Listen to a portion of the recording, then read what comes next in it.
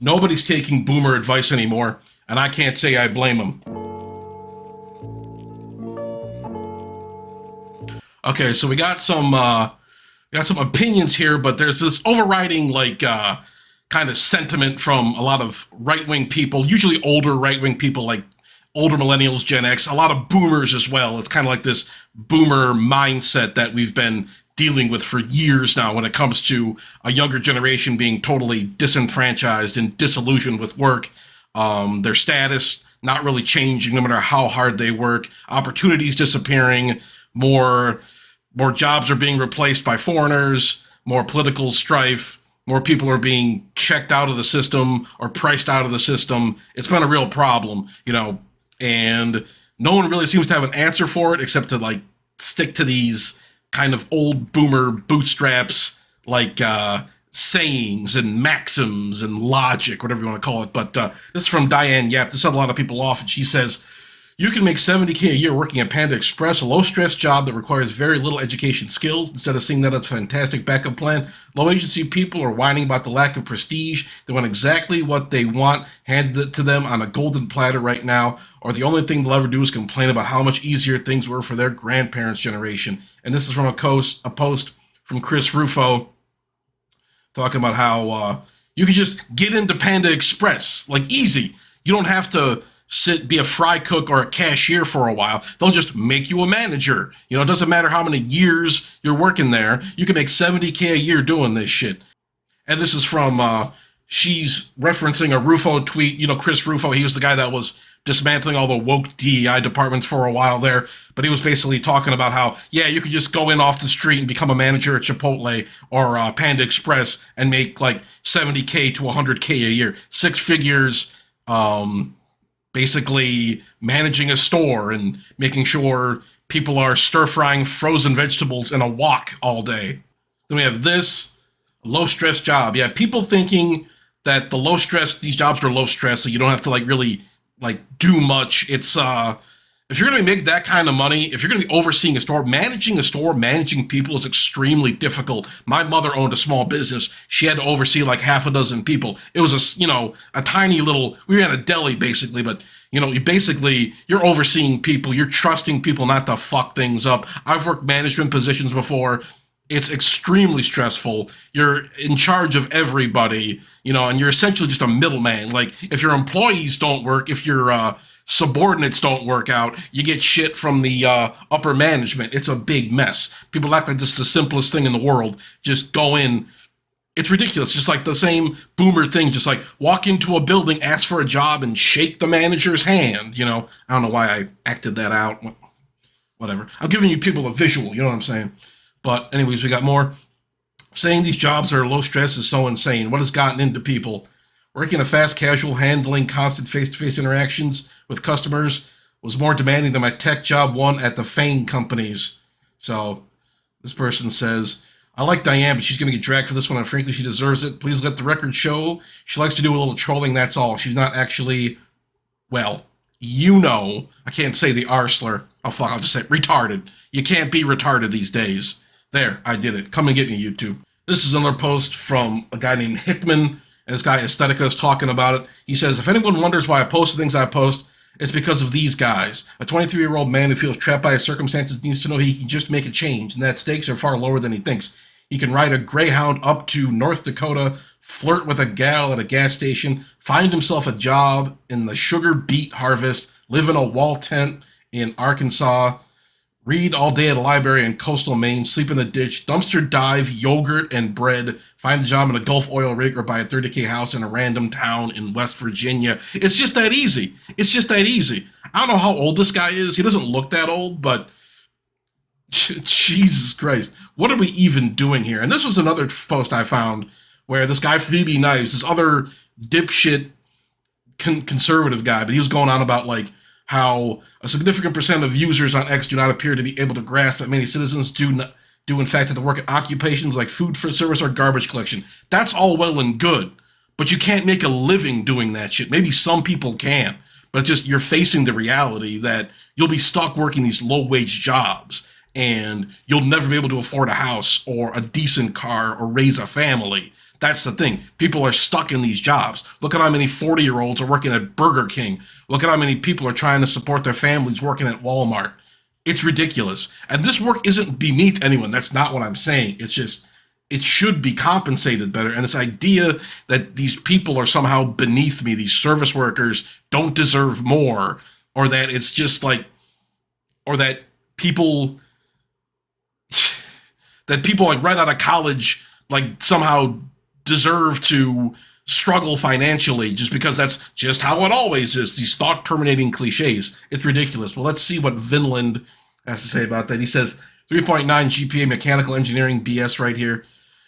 Where should I apply to work? Nobody seems to be hiring white males anymore. Why don't you take that student debt over to Panda Express and at the Friars? Nobody's coming to save you from what we've done. I'm your ally, by the way. So yeah, this boomer advice. It's weird when I see like guys in their 30s and early 40s, guys around my age saying this shit. It's like, yeah, some guy lucked out like 20 years ago. You know, I mean, some guy got married back in like 2008, had a couple kids, you know, got a job when the getting was good. But, you know, maybe he found a good career after the recession or something like that. He lucked out. It's like, I lucked out. I have a good life. Why don't you? I had, you know, a system of support. Why don't you? I was able to get into a company and make 6 figures now. Why can't you? So it's just, people act like you just snap your fingers and find your way into a good career. It's just not the case. Told my son to stop complaining about inflation and go work at Panda Express.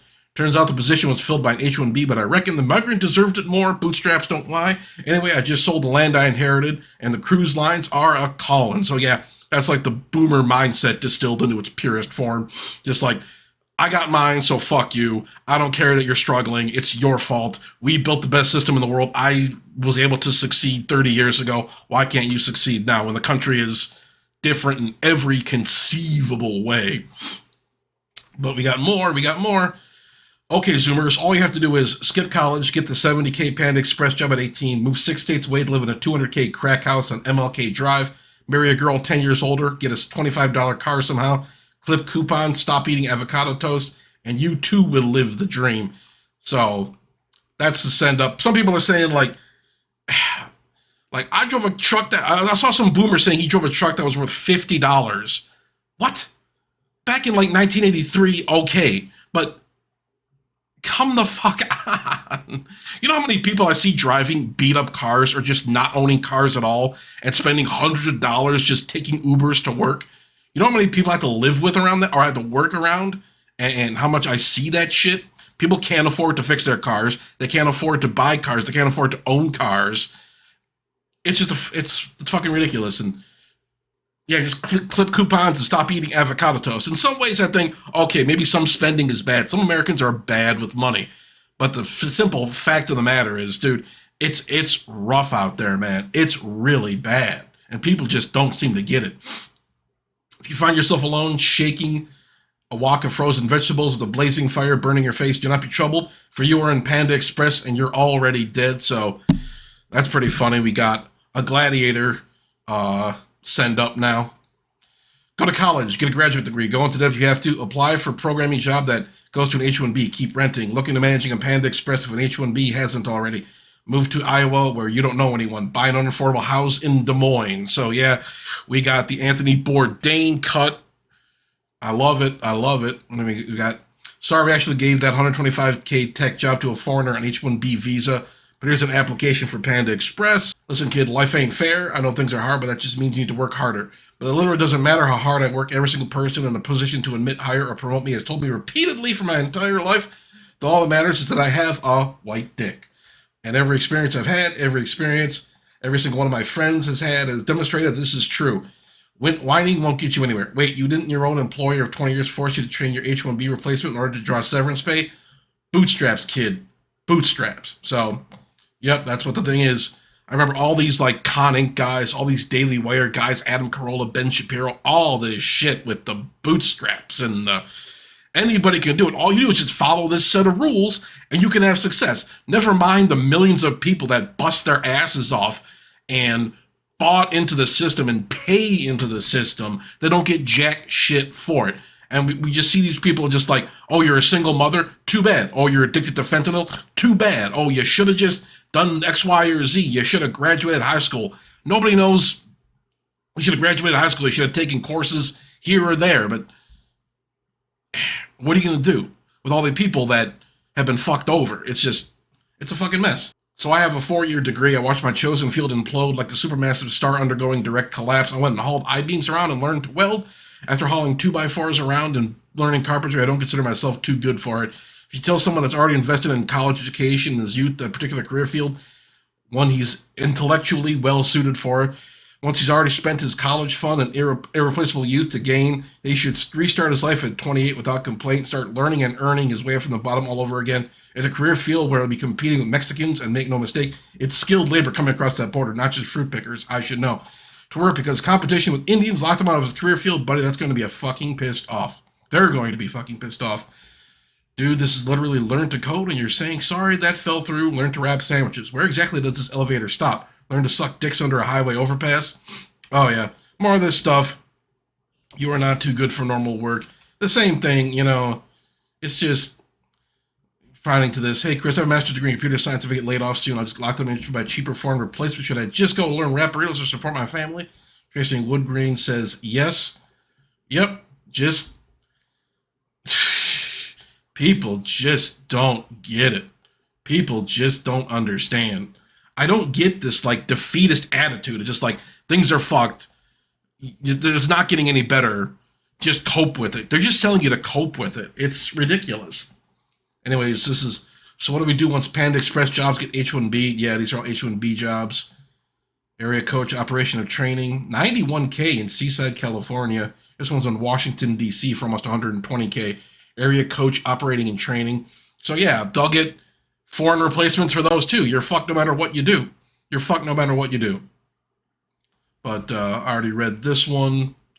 So that's basically it. That's what I wanted to go over with kind of this boomer attitude about working and how fucked things are and how nobody really seems to have a good answer for Gen Z. So, just pick yourself up by your bootstraps, I guess. I don't know what to tell people. I wish I had better advice. I started working 20 years ago. I was delivering newspapers for $170 a week. I only worked 20 hours. I was working every day though, 2 to 3 hours a day delivering papers to people. And that was just, that was enough to get by. I was 17 years old. I had no debt. I had no responsibilities. But, it's one of those things. And people don't even read newspapers anymore. That would have been a perfect job for some people looking for extra money now, but that's gone. That industry is gone now. Who the hell reads a newspaper anymore? Everything print has been out for over a decade now. So what are you going to do? What are you going to do? I don't know. I wish I had better advice, but these guys, this shit, it's just, you work your ass off. You sacrifice so much to achieve something. It gets ripped away from you. And these people just say too fucking bad. So fuck this shit. Fuck the boomer shit. I'm out. But I'm going to leave it there. Thank you all for watching. And I will talk to you guys later.